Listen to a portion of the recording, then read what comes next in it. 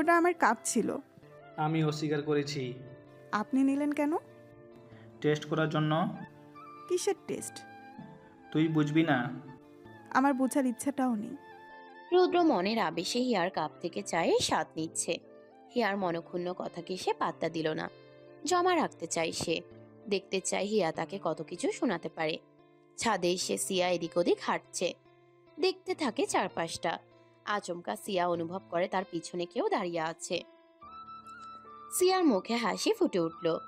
সেই হাসি দমিয়ে রেখে পিছনে ফিরে গম্ভীর মুখ রেখে বলে, কি চাই? প্রেয়সীর অভিমান ভাঙাতে।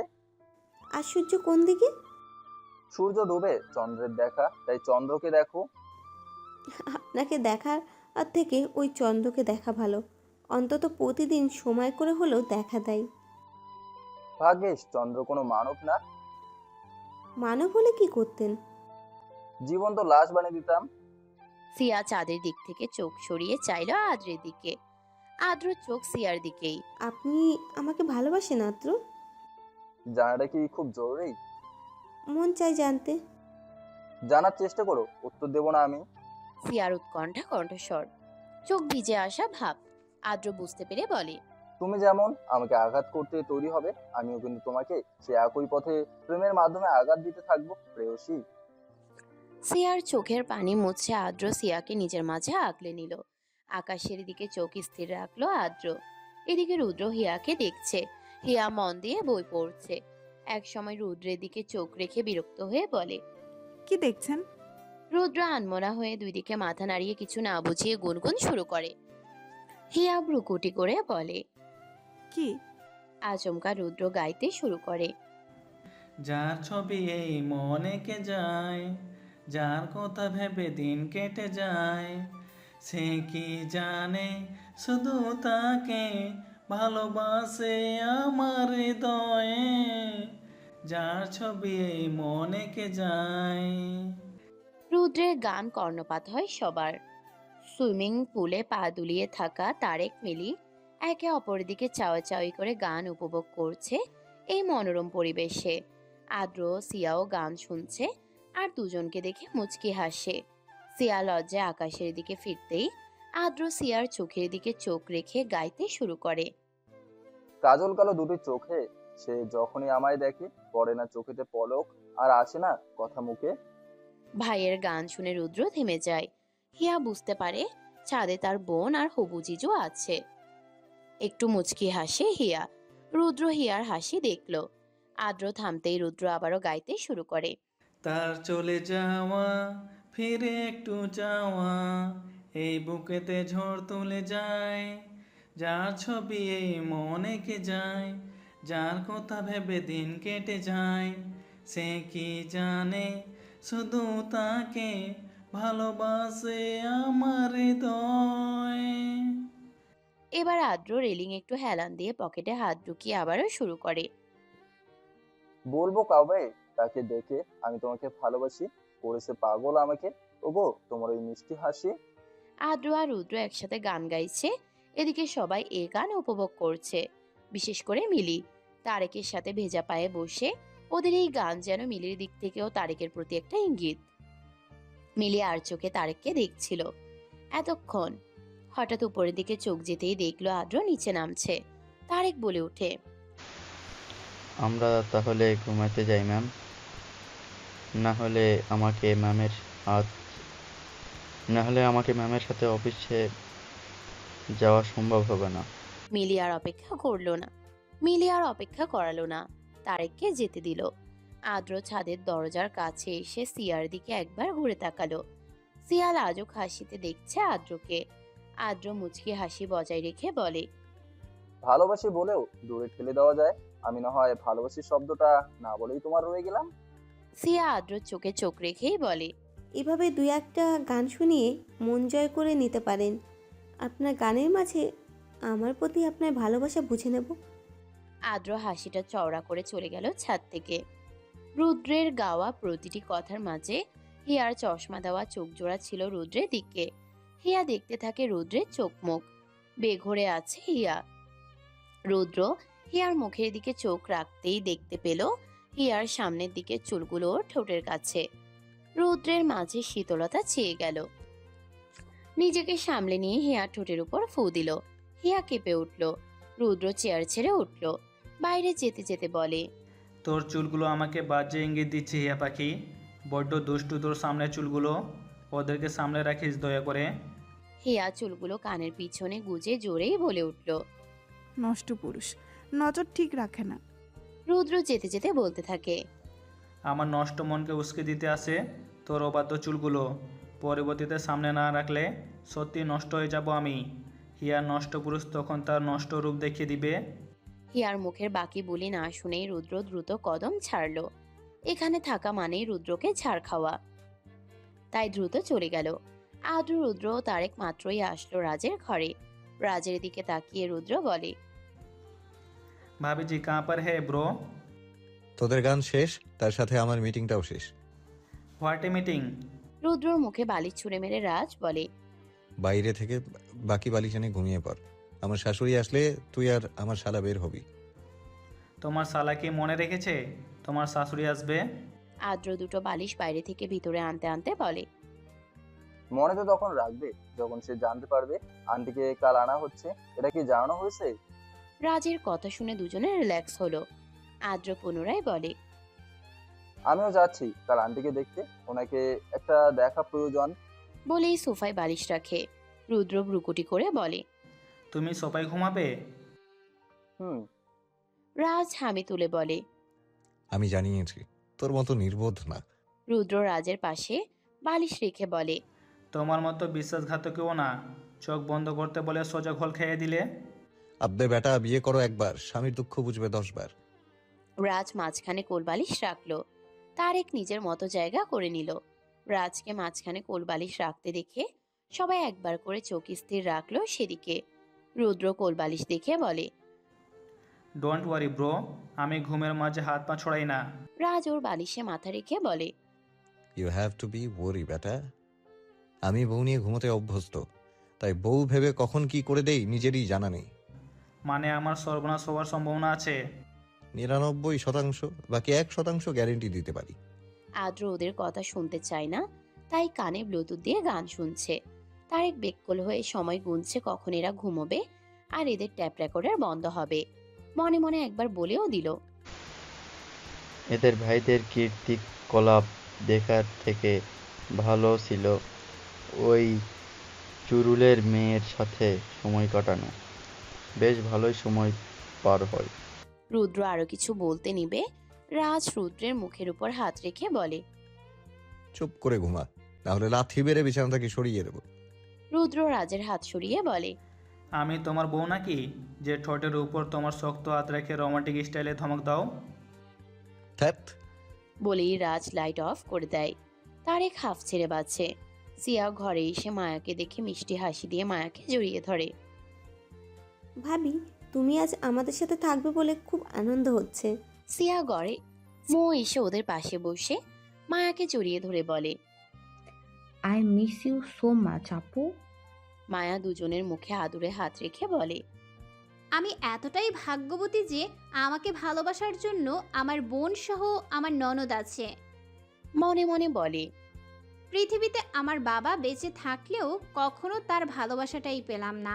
আমি আসলে অতটাও ভাগ্যবতী না। দীর্ঘশ্বাস ছাড়ে মায়া। রাজ থাকলে মায়াকে তার বক্ষে আলিঙ্গন করে রাখত। মায়া এখন এটাই ভাবছে, তার স্বামী যেন তাকে বিনা বাক্যে চিনে ফেলে। হিয়া উপরের দিকে উঠতেই কানে কিছু অদ্ভুত শব্দ পায়। শব্দটা মিহিরের ঘর থেকে আসে। হিয়া সন্দেহ করে, তাই সেদিকে যায়।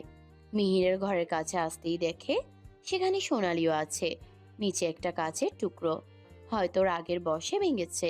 মিহির রাগ দেখিয়ে বলে, বেবি ডলকে আমার চাই মম। সোনালি ভ্রুকুচকে বলে, এই বেবি ডল আবার কি? মায়া যে দেখতে একদম ডলের মতো, যেমন দেখতে তেমনই অ্যাটিটিউড। I like it. ঠিক তেমনই ওর দেমাগ। ওই মেয়ে আসতে পারে না দুদিনের মাথায় আমাকে গার্ডের হাতে চাবুকের মার খাওয়ায়। সেই মেয়েকে তুমি কিভাবে চাও? ইট Annie coast, I need her. তাহলে রুবি? ও কিন্তু তোমাকে ভালোবাসে। মীরার বাবাকেও আমি কথা দিয়েছি। রুবিকে জাস্ট ইউজ করেছিলাম, সে যে টপকে আমার বোন হয়ে যাবে এটা তো বুঝিনি। বোন না, বলো সৎ বোন। এছাড়াও তোমার সাথে ওর রক্ত ম্যাচ করে না। আফটার অল তোমার বাবা তো ওর বাবা না। আই নো মম, তাই তো কোনো রিয়াক্ট করিনি। কিন্তু এই সর্দার পরিবারের লোকজন দেখতে স্মার্ট হলেও চিন্তাধারায় সেকলে আছে। যাকে বলে মোমে হালকা তাপ দিতে না দিতেই গলে যাওয়া। হিয়া বিড়বিড় করে বলে, একবার শুধু রহস্য বের করে নেই, তোদের মা ছেলের এই মোমের গলে যাওয়া কত দূর যায় দেখিয়ে দিব। হিয়া ফোন বের করে ভিডিও করছে। মিহির ফোন বের করে কাউকে কিছু পাঠালো। সোনালি বলে, কি করছো তুমি? বেবি ডলের ইনফরমেশন খুঁজছি। ওরটা দিয়ে তুমি কি করবে? ওর ইনফরমেশন লাগবে না, ও বীরের বোন। ব্রুকুচকে মিহির বলে, বীরের বোন? Like seriously? বীরের কোনো ভাই বোন আছে? এটা মালিনী খান জানতে পারবে না? বীর ওদের দুই বোনকে কুড়িয়ে পেয়েছে, এটা শুনেছি ওর গার্ড সাহিলের থেকে। এছাড়া বেশি কিছু জানি না। মেয়েটার ক্ষমতা শুধু বীরের থেকে আসা পসিবল না। কাহানি মে কুছ তো হে। যেমন?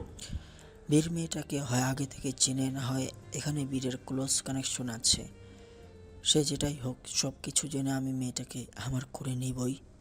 তুই মেয়েটাকে তোর করতে চাইবি, আর মেয়েটা তোকে কবরস্থানে পার্মানেন্ট বসবাসের ব্যবস্থা করিয়ে দেবে, যেখান থেকে কোনো দিন তুই ফিরতেই পারবি না। ওহ মম, এত কনফিডেন্ট মেয়েটাকে নিয়ে? তাহলে তো এই ডেঞ্জারাস লেডি কিলারকে নিয়ে আমার এবার মাঠে নামতেই হয়। দেখা যাক না কি হয় শেষ খেলা। মিহির, খেলাটা যেটাই হোক না কেন, ওই ফর্মুলা উদ্ধার করা আমাদের জরুরি, যেটাই মোহনার কাছেই আছে। এতগুলো বছর পর মোহনাকে পেয়েছি, ওকে বশ করে রেখেছি অনেক কষ্টে। দয়া করে মোহনা মানে রুবির দিকে ফোকাস রাখো। Okay mom, but I need baby doll. Sonali বিরক্ত হয়ে চলে যেতে নেয়। হিয়া আড়াল হয়ে গেল সাথে সাথে। সোনালি চলে যেতেই হিয়া হাফ ছেড়ে বলে, ফর্মুলা? আমাকেই জানতে হবে ফর্মুলা নিয়ে? ভেবে হিয়া সামনের দিকে হাঁটা দেয়। আচমকা কেউ একজন হ্যাচকা টান দিল হিয়াকে। হিয়া আতকে উঠে। হিয়াকে নিয়ে কোথায় যাচ্ছে হিয়া বুঝতে পারে না। হিয়ার মুখ চেপে ধরে আছে সে। সকালবেলা। ঘুম ঘুম ভাব এখনো রুদ্রের মাঝে।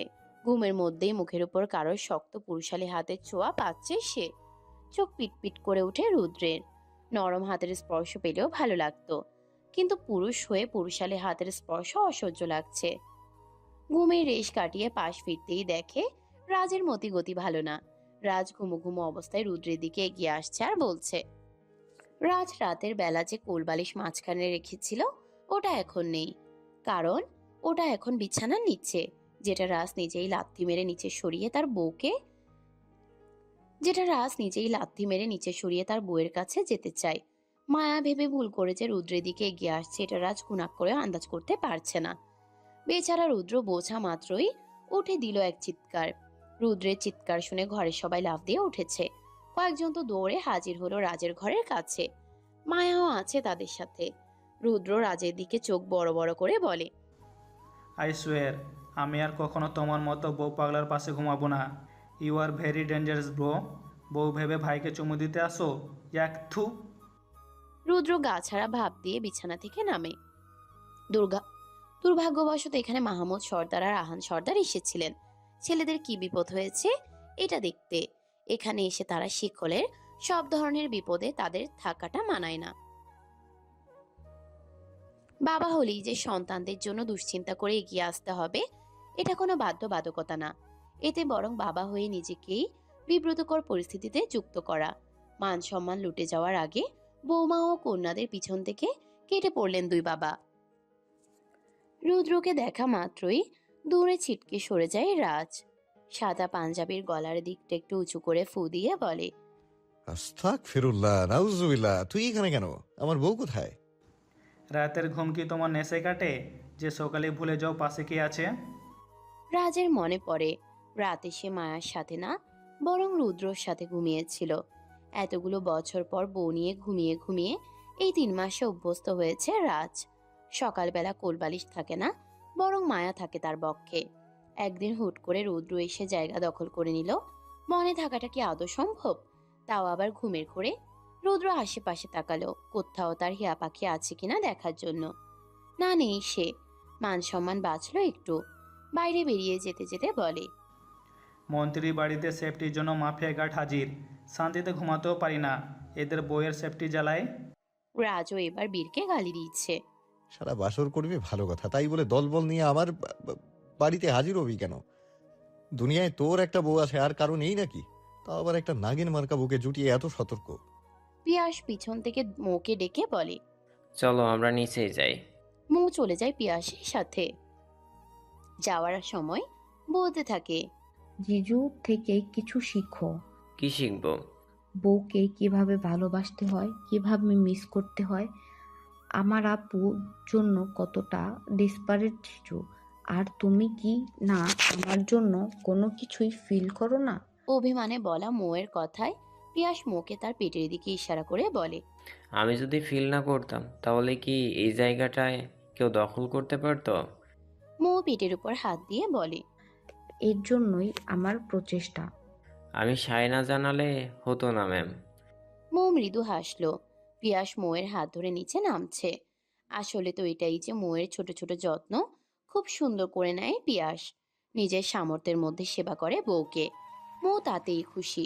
সবাই চলে যেতেই মায়া ভিতরে এসে দরজা লাগিয়ে রাজের সামনে 2 হাত ভাঁজ করে দাঁড়িয়ে বলে, বাদরের লেজ না হয় সোজা হয় না, কিন্তু আপনার তো লেজটাই নেই।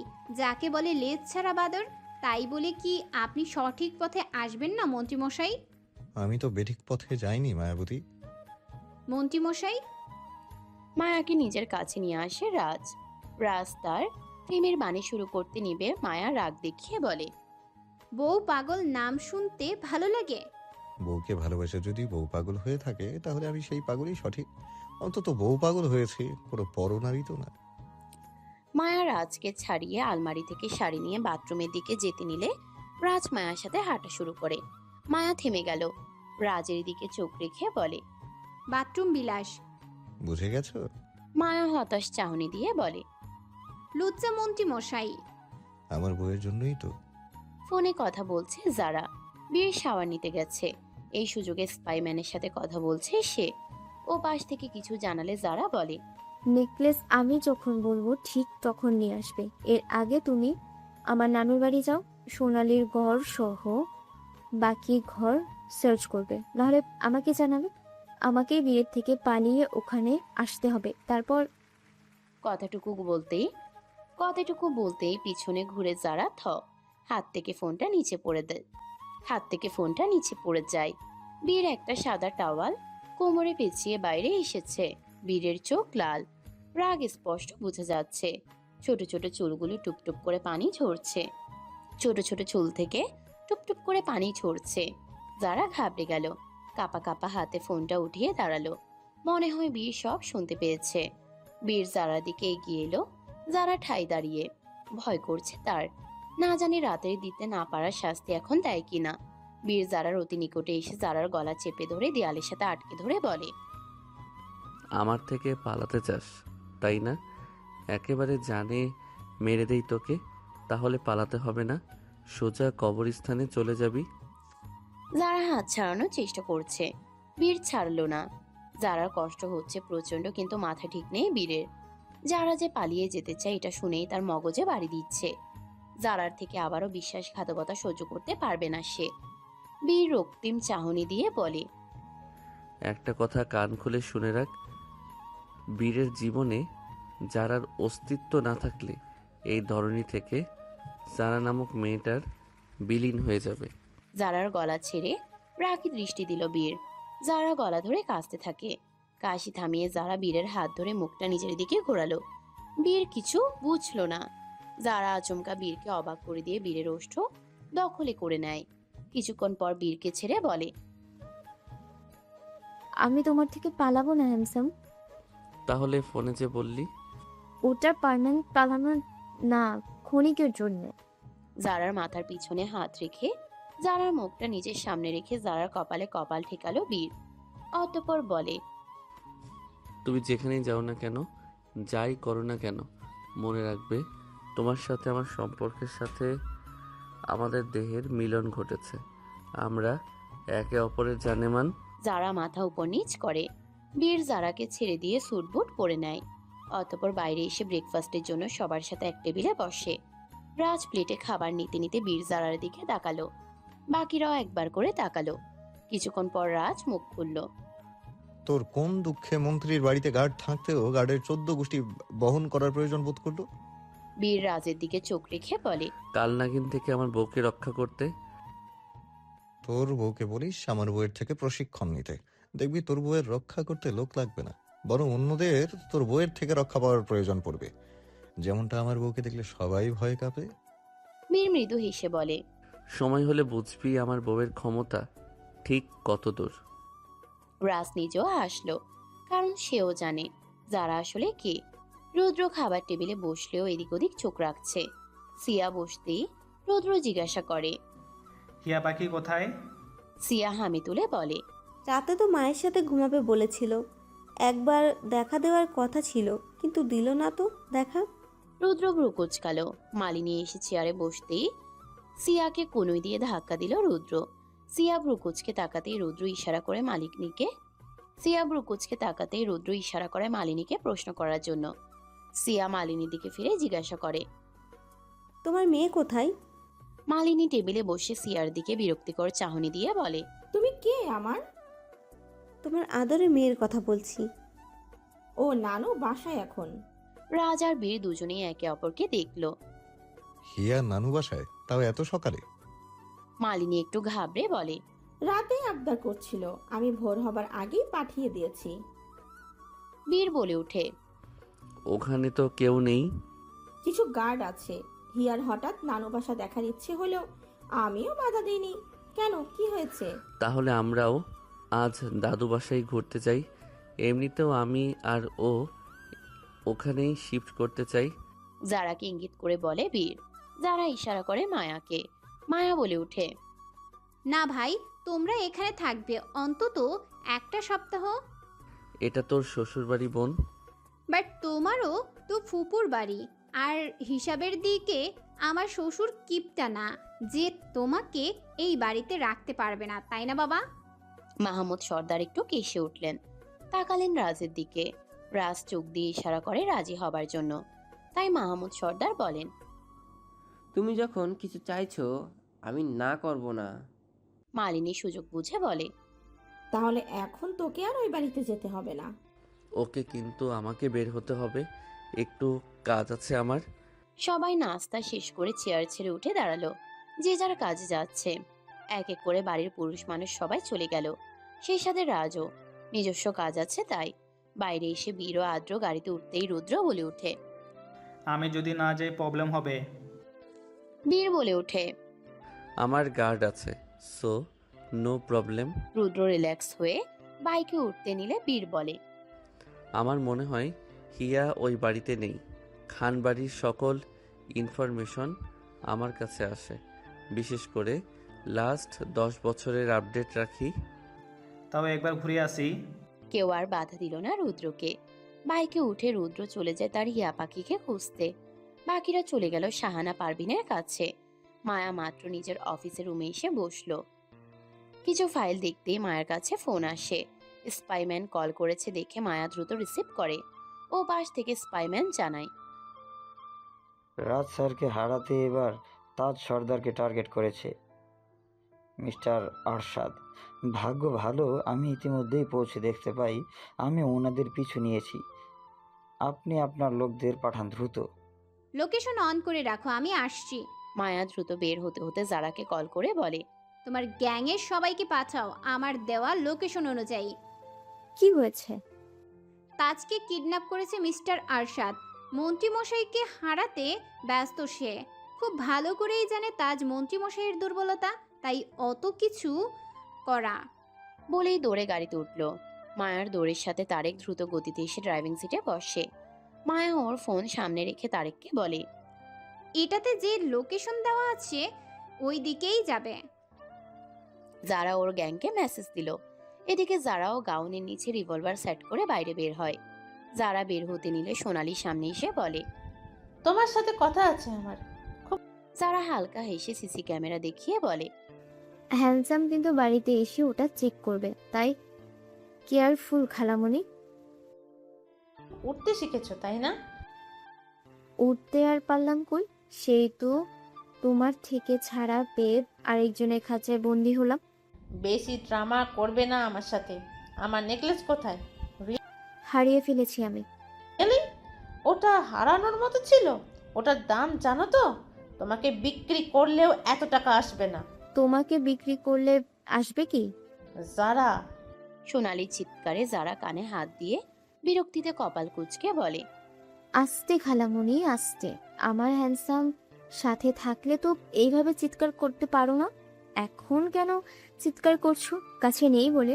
ভুলে যেও না, আমার হ্যান্ডসাম যেখানেই যাক না কেন আমার সুরক্ষার ব্যবস্থা করেই যায়। তুমি যে তোমার বাবার ক্ষমতা পেয়েছো এটাও কিন্তু আমার অজানা নেই। যারা অবাক হলো, যার জন্য সে ন্যাকা সাদাসিধা সাজে সে জেনেও গেল। যারা একটু অবাক হলেও পরে স্বাভাবিক হয়ে বলে, জেনেই যখন গেছো আর কি করা, টক্কর দিতে এসো না আমার সাথে। কারণ এবার আমার বাবার পাওয়ারের সাথে আমার স্বামীর পাওয়ারও আছে। দুজনের পাওয়ারে তুমি আর তোমার গ্যাং বরবাদ হয়ে যাবে। এতটাও কনফিডেন্ট রেখো না। এই আমি আর আমার গ্যাং পুরো সর্দার মহলের লোকেদের নাকে মুখে চুবানি দিয়েছি। চিল চিল জেনারেশন আপলোড হয়েছে খালামণি। এখন আর কেউ সেই সতী সাবিত্রী নাদান টাইপের নেই। মোস্ট ইম্পর্টেন্ট কথা, তোমার স্বামী মতো কোনো হাবলা পুরুষ এই জেনারেশনে পাবে না, যে নারীদের একটু উষ্ণতা পেলেই গলে যাবে। এবারের গুলো ঝলসে দেবে, তাই বি কেয়ারফুল। তোমার সাথে আমাদের শত্রুতা নেই যারা। মিহিরের কথা শুনে যারা পিছনে ঘুরে বলে, আমার বাবা মায়ের সাথে ছিল না। বাবা তো দেশের ভালো চেয়েছিল, তোমার পরিবার হতে দিল না। তাকে সাবধান করা হয়েছিল। তোমরাও তাই আমার শৈশব কেড়ে নিলে।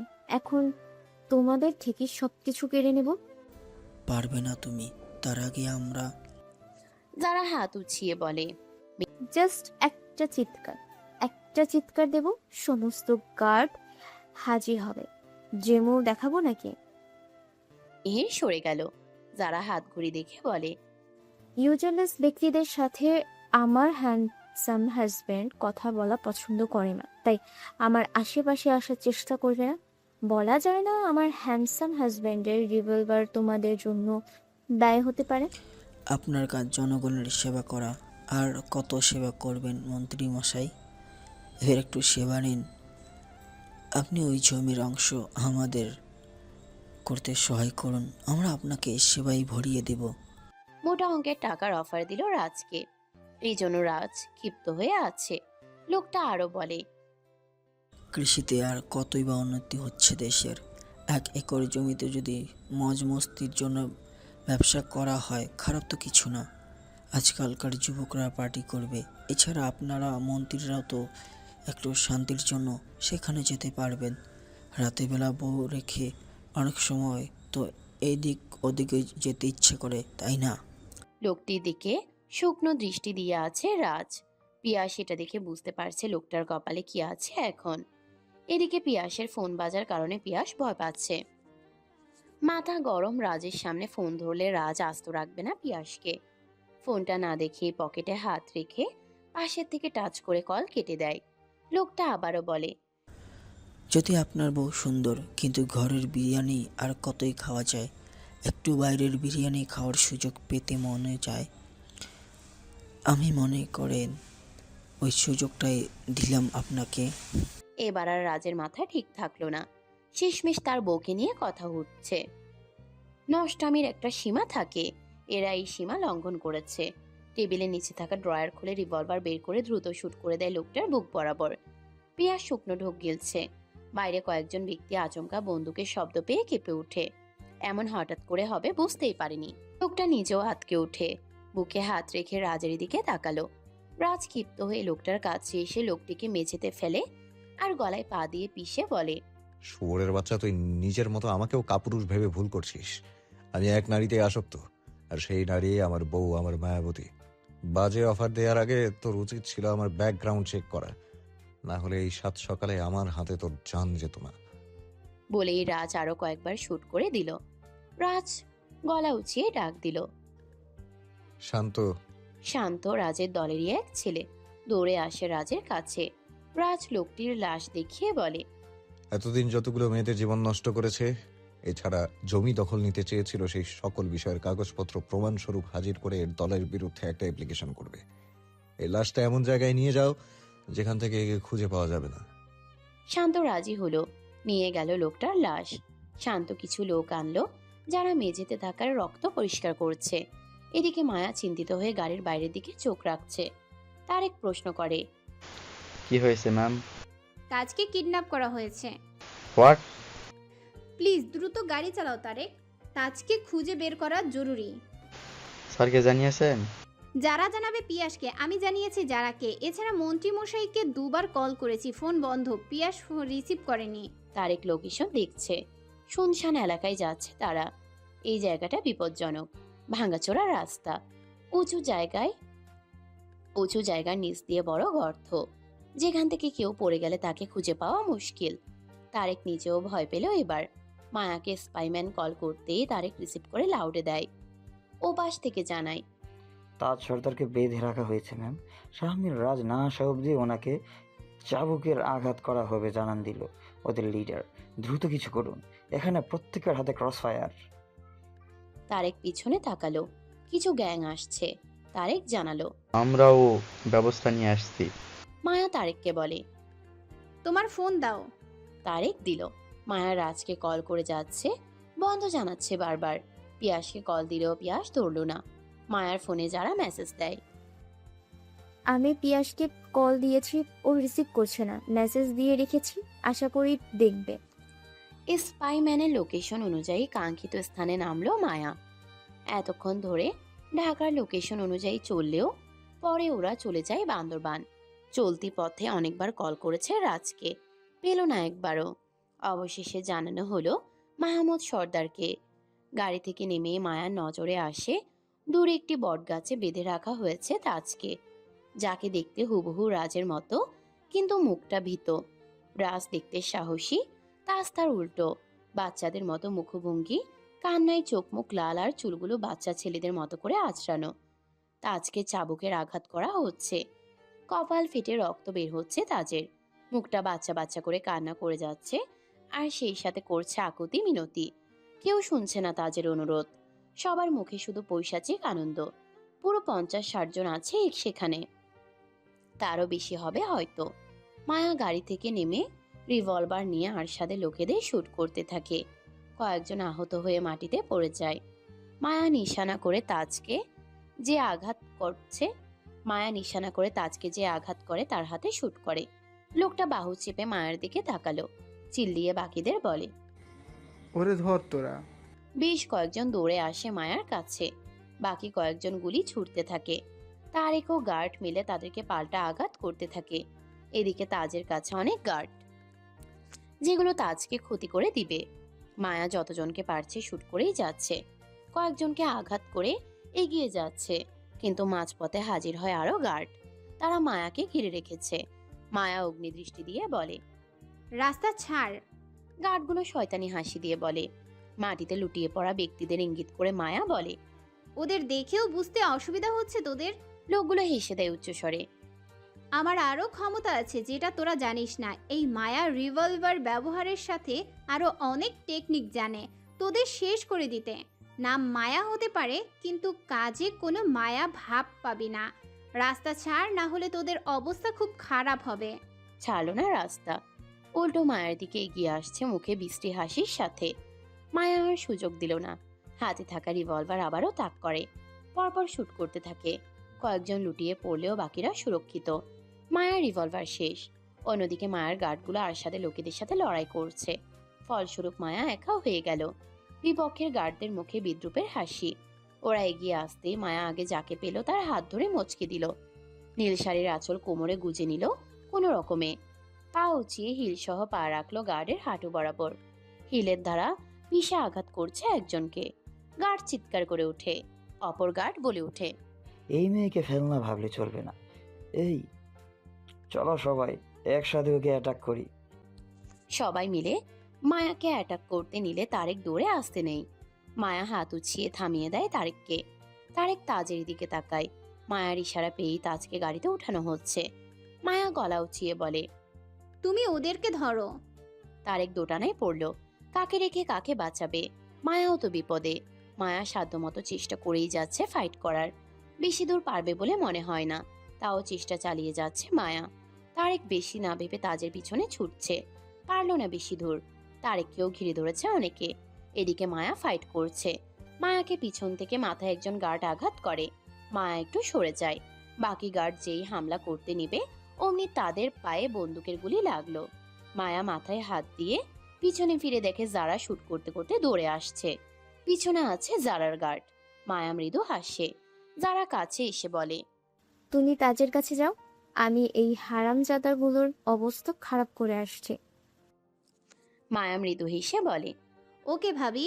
মায়া গাড়িতে উঠে চলে যায় তাজের পিছে। তাজ যে গাড়িতে আছে ওই গাড়ির সামনে দ্রুত এসে ব্যাক করলো। তাজকে কিডন্যাপ করা ব্যক্তিরা ভয়েতে জমে গেল। মায়া এবার আরেকটা রিভলভার নিয়ে গাড়ির চাকাগুলোতে গুলি ছুড়ল, যেন গাড়ি চালাতে না পারে আর। অবশেষে রিভলভার ফাঁকা হলে গাড়ি থেকে নামে মায়া। তাজকে নিয়েও সবাই নামলো। পাশে থেকে তাজকে নিয়ে অন্য কোথাও যাওয়ার অবস্থা নেই। মায়ের দিকে দুজন দৌড়ে গেলে মায়া ওদের সাথে ফাইট করে। অন্যদিকে যারাও তার গার্ড মিলে ফাইট করছে।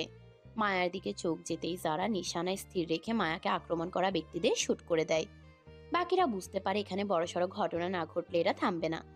তাই প্ল্যান মোতাবেক যারাও তারেকের দিকে আরো গার্ড পাঠিয়ে দিল ব্লুটুথ দিয়ে কথা বলে। তাজকে ছুঁড়ে মারলো নিচের দিকে। এই উচ্চতা থেকে নিচে কেউ পড়ে গেলে তাকে কেউ খুঁজে পাবে না। মায়া হতভম্ব হয়ে গেল। সেই সাথে তাজকে বাঁচানোর জন্য সেও লাফ দিল। অনেক কষ্টে তাজের হাতটা ধরে রাখে মায়া। তাজ নিজেকে দেখে ভয় পায়।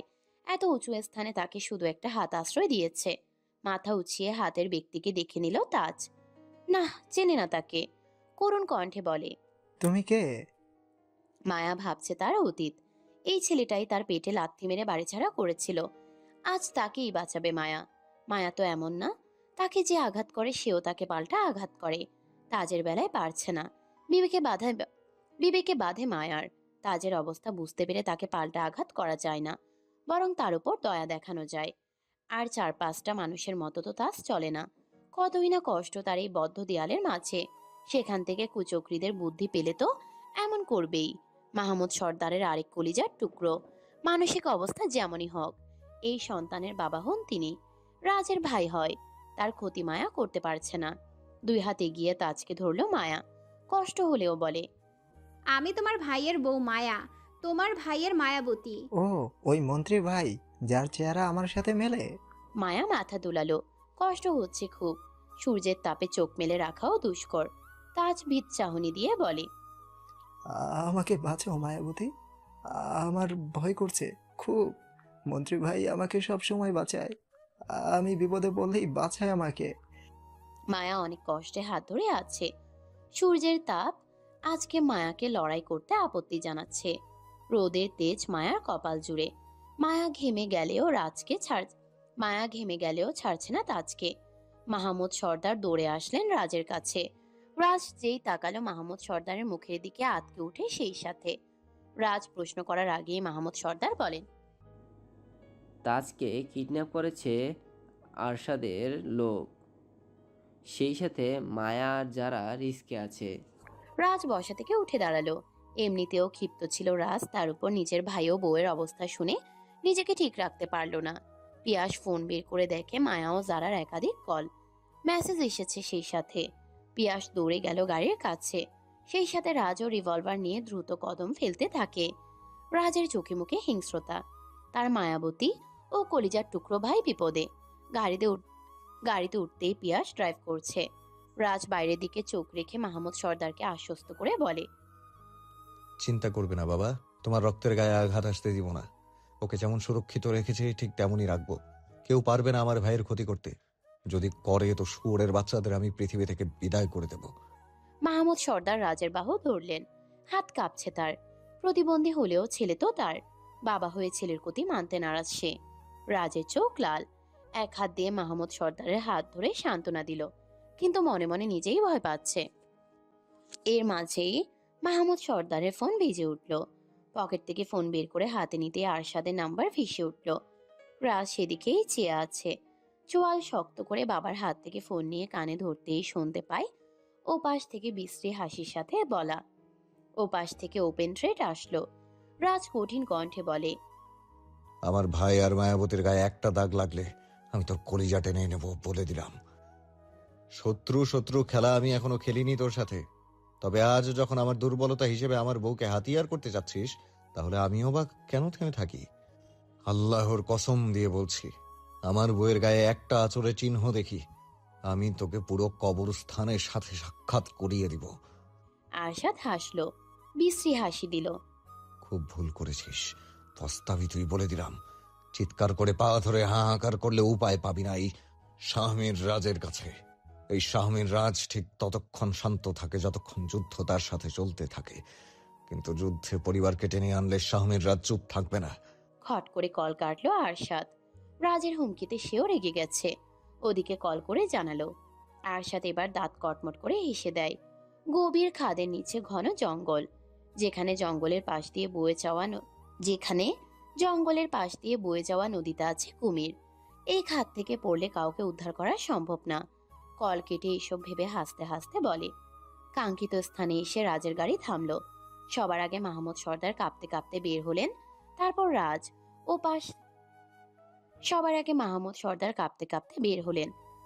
রাজ অপর পাশ থেকে দৌড়ে আসে।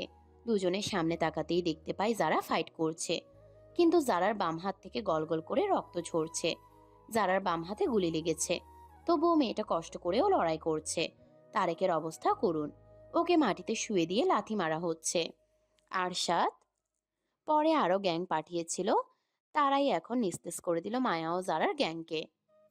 রাজ সবার দিকে তাকিয়ে পিয়াসের উদ্দেশ্যে বলে, বীরকে কল করো, পুরো গ্যাং হাজির করো। ওই আরশাদকে তুলে ফ্যাক্টরির সিক্রেট রুমে নিয়ে যাবে। পিয়াস ফোন বের করে কল করে বীরকে, জানালো আরো গ্যাং লাগবে। এদিকে রাজ ও মাহমুদ সর্দারের চোখ এদিক ওদিক আওড়াচ্ছে। মায়াও তাজ কথায় এদিক ওদিক তাকিয়েও কাউকে পেল না। চোখ কান খোলা রেখে সবার আড়ালে লুকিয়ে দুই দিকে চলে গেল রাজ ও মাহমুদ সর্দার। কিছু দূর যেতেই রাজের কানে চিৎকার ভেসে আসে, তার ভাইয়ের চিৎকার। তাজ চিৎকার করে বলছে, ও আমার মন্ত্রী ভাইয়ের মায়াবতী, ওকে মারতে হয় না, ওকে মেরো না, ব্যথা পাবে খুব, আমাকেও ছেড়ে দাও, বাচ্চাও আমাকে তোমরা, আমার ভয় করছে খুব। আরো আরো কথা বলছে তাজ। সবকিছু এক নাগারে ভুলেই যাচ্ছে। তাজের চিৎকারের সাথে মায়ের আর্তনাদ ভেসে আসলো। রাজ শব্দের দিক নির্দেশনা অনুযায়ী এগুলো। কিছু দূর এগুতেই দেখতে পাই খাদে ঠেলে ফেলে দেওয়া হচ্ছে তাজকে। তাজকে ধরে আছে মায়া। মায়ার হাত দুটি তাজকে বাঁচানোর আপ্রাণ চেষ্টা করছে। হাঁপিয়ে উঠেছে মায়া। রাজ দৌড়ে আসতে নাই ওদের দিকে, অমনি আরশাদের লোক মায়ার হাতের উপর পা দিয়ে মচকে দিল। লোকটার মুখে হাসি। মায়া ঠোঁট কামড়ে ব্যথা সহ্য করে নিল। অনেক কষ্টে একটা হাত ছাড়িয়ে কোমরের রিকের সেফটিফিন খুলে নিল। পরপর দুটো নিঃশ্বাস নিয়ে লোকটার পায়ের চামড়ার ভেতর দিয়ে জোরে ফুটিয়ে দিল টান। এমন জোরে টান দিল যাতে করে এই চিকন সেফটিফিন দিয়ে লোকটার পায়ে জখম হয়, ব্যথায় দূরে সরে যায়। হলো তাই, লোকটা ব্যথায় সরে গেল। রাজ দৌড়ে আসতে নিলে ওর সামনেও 9 জন এসে হামলা করে। গায়ে শক্তি দিয়ে রাজ দুজনকে ছাড়ানোর চেষ্টা করছে। এদিকে আরেকটা লোক এসে মায়ের পিঠে ছুরি চালালো। মায়ের হাত ঢিলা হতে থাকে। তাজ পড়ে যেতে নেয়। মায়া চিৎকার করে ওঠে। রাজ সেদিকে করুণ দৃষ্টিতে দেখছে। তাজ মিনতি করে বলছে, মন্ত্রী ভাই রাগ করবে, ওর মায়াবতীর গায়ে হাত তোলা নিষেধ, তুমি এমন করো না, তোমাদের মেরে ফেলবে মন্ত্রী ভাই, আমাকে ফেলে দিও না। রাজ অনেক কষ্টে পা দিয়ে একজনকে লাথি মারে, কিন্তু হাত দুটো দুজন ধরে রাখার কারণে ছাড়াতে পারল না নিজেকে। মায়ার পিঠে আবারও ছুরি চালানো হয়। রাজ চোখ বন্ধ করে নেয়। এই দৃশ্য সে বেঁচে থাকতে দেখতে পারবে না। এত নাম, এত সম্মান ও ক্ষমতা থাকতে তার বউ অসহায়ের মতো মার খাচ্ছে। এটাই কি তার দেখার ছিল? কেই বা ভাবে ভাগ্য কিভাবে আমাদের বদলে দেয়। ক্ষমতার টাকা থাকলেই তো আর জীবন হাসি খুশি হয় না। যার যত ক্ষমতা তার তত শত্রু। মায়ারাজের জীবনটাও ঠিক তাই। এদের ক্ষমতার কারণে এদের পিছনে শত্রু লেগেই থাকে। মায়া আর পারছে না, ওর হাতের উপর এবার ছুরি চালানো হলো। মাথায় জোরে আঘাত করতে থাকে লোকগুলো। তাজ বুঝতে পারছে মায়ার হাত ঢিলা হয়ে আসছে। মাথা দুই দিকে নাড়িয়ে বলে, না না না, ছেড়ে দিও না আমার হাত। আমি ছোটবেলায় তোমাকে ইচ্ছে করে মারিনি। আমাকে মারতে বলেছিল, তোমাকে না মারলে আমাকে চাবুকের আঘাত করতো, তাই মেরেছিলাম। মন্ত্রী ভাই শাস্তে বলতো আমাকে, তাই মেরেছিলাম। আমি জানি তুমি রেগে আছো ওই দিনের জন্য। মন্ত্রী ভাই আমাকে বলেছে তুমি আমাকে ঘৃণা করো, কিন্তু আমাদের মেরো না। তাজ মাঝের ঘটনা জানলেও বর্তমান ঘটনা জানে না। বেশিরভাগ সময় ভুলে গেলেও যখন মায়ার ছোটবেলার ছবি দেখানো হয় তখন একটু একটু ঝাপসা মনে করতে পারে। কিন্তু মায়ার নাম মনে নেই। ও জানে এটা তার মন্ত্রী ভাইয়ের মায়াবতী। মায়াবতী যে এখন বউ হয়েছে এটাও তাজের অজানা। বর্তমানে মায়ার মনে রাজ বা তাজের জন্য অভিযোগ নেই, এটাও তাজের অজানা। এদিকে মায়া কোনো মতে বলে, আমি তোমার উপর রেগে নেই, আমি তোমাকে বাঁচাতে এসেছি, তুমি ভয় পেও না। বলতে না বলতেই আবারও মায়ার মাথায় মোটা বাঁশ দিয়ে আঘাত দেয়। মায়া চিৎকার করে ছেড়ে দিল তাজের হাত। মায়ার মাথা কাজ করা বন্ধ করেছে। রোদের তাপ ও শরীরের জখম নিয়ে পুরোই দিশেহারা। কি হলো মাথায় খেলছে না। হাত ফসকে একজন বেরিয়ে গেল, এটা মায়ার মস্তিষ্কে কাজ করা বন্ধ করেছে। তাজ চিৎকার করে নিচে পড়ে যেতে নিলেই মায়া হাত বাড়িয়ে তাজকে আবারও ধরতে নিচের দিকে ঝুঁকতে নেয়। কাজ হয় না এতে, উল্টো তাজের গলার লকেট মায়ের বৃদ্ধাঙ্গুলে লেগে ছিঁড়ে যায়। লকেটটা মায়ের আঙ্গুলে বেঁধে থাকে। তাজকে খুঁজে পাওয়া গেল না, হারিয়ে গেল সেকেন্ডের মাঝেই, খাদে পড়ে গেল নিমিষেই। মায়া চিৎকার করে ওঠে। রাজ এর মাঝে শক্তি প্রয়োগ করে কয়েকজনকে সরিয়ে রিভলভার বের করে শুট করে যাকে সামনে পায় তাকে দৌড়ে আসতে নেয়। আবারও মায়ের মাথায় আঘাত করতে দেখে থমকে যায়, কিন্তু এবার হাতে রিভলভার থমকে থাকেনি, শুট করে দিল লোকটার মগজ বরাবর। মায়া অজ্ঞান হয়ে আছে, পিঠো হাত এমনকি মাথা দিয়েও রক্ত বের হচ্ছে। মেয়েটা জানতেও পারলো না আজ তার মা দেশে এসেছে। তার মাকে হারানোর যে কষ্ট, সেই কষ্ট আজ তার মন্ত্রী মশাই অবসান ঘটাতে চলেছিল। শাহানা পারভিন এখন কথা বলতে পারেন। তিনি বর্তমানে প্যারালাইজড। রাজ ও বীর দেশে আসার পর দুজনে সারপ্রাইজ দেওয়ার জন্য সর্দার বাড়িতে আসতে নিলে রাস্তায় অ্যাক্সিডেন্ট হতে দেখে। গাড়ি থেকে নেমেই শাহানা পারভিনকে দেখে রাজ এগিয়ে যায় সেদিকে, আর বীর যায় অজ্ঞান হয়ে পড়ে যাওয়া মায়াকে ধরতে। রাজ ওই রাতেই শাহানা পারভিনকে বাঁচানোর জন্য মাহমুদ সর্দারকে কল করতে নিলে শাহানা পারভিন বারণ করেন। আমি বেঁচে আছি জানলে বিপদ বাড়বে। মোহমাকে দেখে রেখো, ও তোমাকে ঘৃণা করে, খুব ঘৃণা করে, কারণ আসল সত্যিটা জানে না ও। আমি নিজেই মাত্র জেনেছি, দেরি হয়ে গেল আমার। তুমি ওর সামনে যেও না, নিজেকে প্রতিষ্ঠিত করো, আমার মোহমাকে প্রতিষ্ঠিত হতে দিও। তোমাদের দাদু তোমাদের এক করে গেছেন, যেটা করলে মোহমায়ের ভালো হবে তুমি তাই করো। ওর সামনে এখন যেও না, বিপদ আরও বাড়বে। ওই সর্দার মহল মোহর জন্য বিপদ। তোমার মায়ের খুনি আছে, তাকে শাস্তি দেওয়ার আগে ফর্মুলা উদ্ধার করতে হবে, যেটা আমি মাত্রই। একটানা নিঃশ্বাস না নিয়ে বলে হাঁপাতে থাকেন। শাহানা পারভিনের হাঁপানি বেড়ে গেল। রাজ ওদের গাড়িতে উঠিয়ে নেয়। শাহানা পারভিন যখন পেটে ব্যথা অনুভব করেন অনেক কষ্টে অর্ধ কথা স্থগিত রেখে দ্রুত করেই জানান, আমার পেটের সন্তানকে বাঁচাও, আমার নিঃশ্বাস ত্যাগ হবার আগেই ওকে আনার ব্যবস্থা করো। বলতে না বলতেই অজ্ঞান হলেন। অতিরিক্ত আঘাত লাগায় শাহানা পারভিন নিস্তেজ হয়েছেন। ওখান থেকে হাসপাতাল দূরে, তাই রাজ আশেপাশে একটা বাড়িতে এসে সাহায্য চায়। কয়েকজন মুখ ফেরালেও অবশেষে এক বৃদ্ধা সহায়তা করেন। সেখানেই জন্ম হয় মৌ। শাহানা পারভিন তলপেটে ব্যথা পান। মৌকে আনার পর বৃদ্ধা দেখলো শাহানা পারভিন ঘেমে ভিজে গেছে, অজ্ঞান হয়ে আছেন। হাত ঝাঁকা দিয়ে ডাক দিলেও সাড়া পেল না। রাজকে চিৎকার করে ডাকে, তোমার মায়ের অবস্থা ভালো না, ডাক্তার দেখাও, না হলে মারা যাবে। রাজ মৌকে কোলে নিয়ে রক্তাক্ত অবস্থায় চলে যায় গাড়িতে করে। দুদিন পর ডাক্তার জানায় তাদের দ্বারা চিকিৎসা করা সম্ভব না, কারণ তারা রোগ ধরতে পারছেন না। কয়েকটা হাসপাতাল এভাবে ফিরিয়ে দিতেই শাহানা পারভিনকে বিদেশে নিয়ে যায় রাজ, তবে গোপন নামে। তাই কেউ জানতে পারেনি রাজ ওই সময় দেশে এসেছিল। সাথে বীর ছিল এটাও কেউ জানতো না। বীরের বাবা মাও পুরো পরিবার জানতো রাজ ও বীর ছুটিতে অন্য দেশে ট্যুরে গেছে, কারণ সারপ্রাইজ দেওয়ার ছিল বীরকে। মায়াবতীর সাথে সাক্ষাৎ করাতে চেয়েছিল রাজ। লন্ডনে গিয়েও বীরের সাথে মায়ের প্রতি সকল ভালোবাসা অনুভূতি শেয়ার করত। এদিকে মায়া জ্ঞান ফেরার পর মাকে খুঁজতে থাকে। বীর বাইরে যায় মোকে আনতে। রাজ মোকে রেখেই চলে যাবে শাহানা পারভিনকে নিয়ে, তাই বাড়িতে সবাইকে বিরক্ত করে দেয় মায়া। মা মা করে চিৎকার করে। সকাল থেকে রাত অবধি শুধু মুখে মা শব্দটাই লেগে থাকে। ভাঙচুর করে সেই সাথে।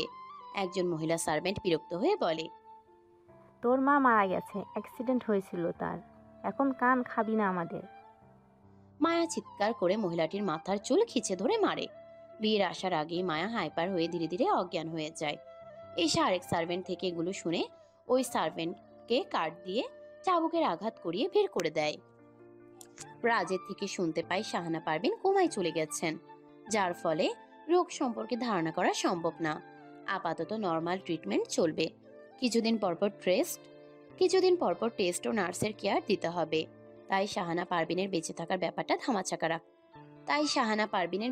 ব্যাপারটা ধামাচাপা রাখতে হবে। ওই সময় রাজ ও বীর যথেষ্ট স্বাবলম্বী ও ম্যাচিওরড, তাই নিজেদের বুদ্ধিমত্তা দিয়ে পরিস্থিতি সামলায়। এদিকে আদ্র ও রুদ্র হারায় তাদের মাকে। বড় হয়ে রুদ্রের মস্তিষ্কে মায়ের মৃত্যুর প্রতিশোধ নেয়ার নেশা জাগলেও আদ্র সার্জেন্ট হয়ে ব্যস্ত থাকতো শাহানা পারভিনকে গোপনে ট্রিটমেন্ট করাতে। এখন সফল হয়েই দেশে আনা হচ্ছে শাহানা পারভিনকে। সেই সাথে শাহানা পারভিনের হার্ট ট্রান্সপ্ল্যান্ট করতে হবে, যেটা ম্যাচ করেছে অনেক কষ্টে। আজ রাজ মায়াকে সবকিছু জানাতে চেয়েছিল, কিন্তু আজকেও তাদের ভাগ্য নতুন রূপে বদলে গেল। কি হবে পরবর্তীতে তাদের সাথে? মায়া কি পারবে ওর মাকে নিয়ে বাকিটা জীবন পার করতে? আর তাজ, সেও তো পড়ে গেল খাদে, তাকে তো হারিয়েই ফেললো। ওই খাদে একবার পড়ে গেলে তাকে পাওয়ার সম্ভাবনা 1%। ভয়ানক জলহস্তির কারণে আজ অব্দি কেউ বেঁচে ফিরতে পারেনি। রাজ নিচের দিকে তাকিয়ে চিৎকার করে বলে, ভাই। মাহমুদ সর্দার পিছনে এসে দাঁড়ালেন। ওনার মাথায় কাজ করা বন্ধ করে দিয়েছে। ছেলেকে বাঁচাতে পারলেন না।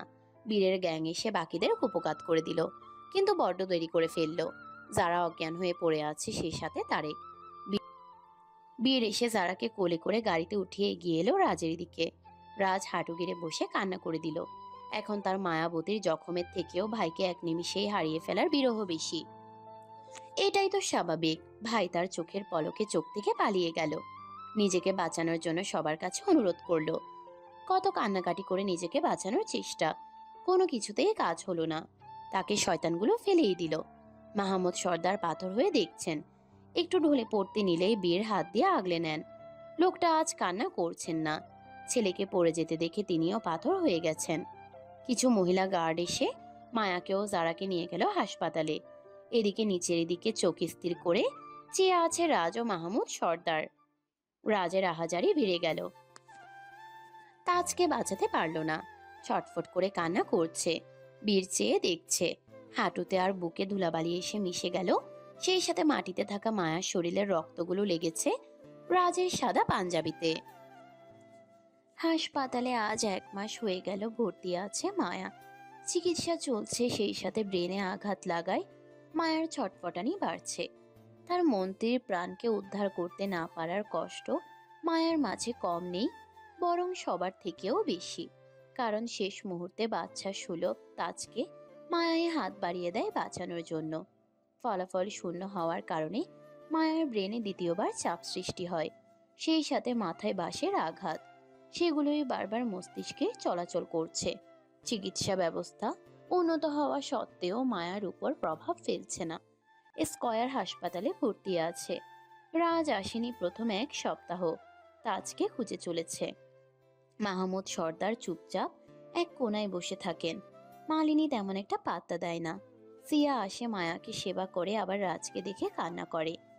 যারা এখন সুস্থ। বীর যারাকে নিয়ে নিজের বাংলোতে থাকে, সেই সাথে খোঁজ চালাচ্ছে আরশাদের। সেদিন তাজকে কিডন্যাপ করে আরশাদ বুঝেছিল তার জীবন ঝুঁকিতে। কিছুদিনের জন্য গা ঢাকা দেওয়া জরুরি। এত কাঁচা খেলোয়াড় আরশাদ না।